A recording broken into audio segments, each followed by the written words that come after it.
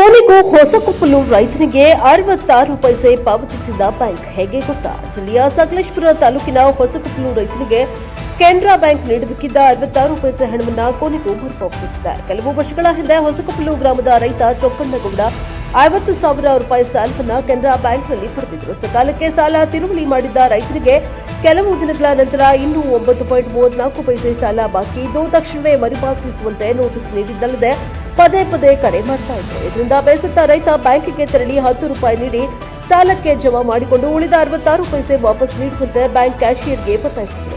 ಪೈಸೆಗೆ ಪೈಸೆ ಲೆಕ್ಕ ಹಾಕಿ ತಮ್ಮ ಹಣವನ್ನ ವಾಪಸ್ ಕೇಳ್ತೀರಾ, ನಮಗೂ ಹಣ ವಾಪಸ್ ಕೊಡಿ ಎಂದು ರೈತ ಚೊಕ್ಕಣ್ಣಗೌಡ ಬ್ಯಾಂಕ್ ಸಿಬ್ಬಂದಿಗೆ ಚಳಿ ಬಿಡಿಸಿದ್ರು. ಇದು ಸಾಮಾಜಿಕ ಜಾಲತಾಣಗಳಲ್ಲಿ ಭಾರಿ ಚರ್ಚೆಗೆ ಗ್ರಾಸವಾಗಿತ್ತು. ಇದರ ಬೆನ್ನಲ್ಲೇ ಇದೀಗ ಬ್ಯಾಂಕ್ ಚೊಕ್ಕಣ್ಣಗೌಡ ಖಾತೆಗೆ 66 ಪೈಸೆ ಹಣವನ್ನ ಅಕೌಂಟ್ಗೆ ಹಾಕಿದೆ.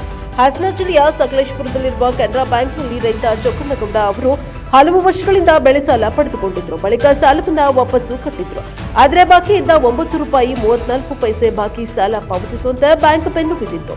ಹಲವು ಬಾರಿ ಕರೆ ಮಾಡಿ ಸಾಲ ಕಟ್ಟಲು ಒತ್ತಾಯಿಸಲಾಗಿತ್ತು. ಇದರಿಂದ ಕೆರಳಿದ ರೈತ ಚೊಕ್ಕಣ್ಣಗೌಡ ಬ್ಯಾಂಕ್ಗೆ ಹೋಗಿ 10 ರೂಪಾಯಿ ನೀಡಿ 9 ರೂಪಾಯಿ 34 ಪೈಸೆ ತೆಗೆದುಕೊಂಡು ಬಾಕಿ 66 ಪೈಸೆ ವಾಪಸ್ ನೀಡಿಕೊಡುವಂತೆ ಆಗ್ರಹಿಸಿದ್ರು. 66 ಪೈಸೆ ಚಿಲ್ಲರೆ ಇಲ್ಲ ಎಂಬ ಸಬೂಬು ಹೇಳಿದ್ರಿಂದ ಮಾತಿನ ಚಕಮಕಿ ನಡೆದಿತ್ತು. ಪೈಸೆಗೆ ಪೈಸಾ ಲೆಕ್ಕ ಹಾಕಿ ತಮ್ಮ ಹಣವನ್ನ ವಾಪಸ್ ಕೇಳ್ತೀರಾ, ನಮಗೂ ಹಣ ವಾಪಸ್ ಕೊಡಿ ಎಂದು ರೈತ ಚೊಕ್ಕಣ್ಣಗೌಡ ಪಟ್ಟು ಹಿಡಿದಿದ್ರು. ಈ ವೇಳೆ ಬ್ಯಾಂಕ್ ವ್ಯವಸ್ಥಾಪಕರು ರೈತನ ಕ್ಷಮೆ ಕೇಳುವ ಮೂಲಕ ಪ್ರಕರಣಕ್ಕೆ ಇತ್ಯರ್ಥವನ್ನ ಹಾಡಿದ್ರು. ಅಲ್ಲದೆ ರೈತನ ನಡೆಗೆ ಸಾಮಾಜಿಕ ಜಾಲತಾಣಗಳಲ್ಲಿ ಭಾರಿ ಚರ್ಚೆಗೆ ಗ್ರಾಸವಾಗಿದ್ದು ಬ್ಯಾಂಕ್ನವರಿಗೆ ಸರಿಯಾಗಿಯೇ ಚಳಿ ಬಿಡಿಸಿದ್ದಾರೆ. ಚೊಕ್ಕಣ್ಣಗೌಡರ ಪರ ಬ್ಯಾಂಟಿಂಗ್ ಮಾಡಿದ್ರು.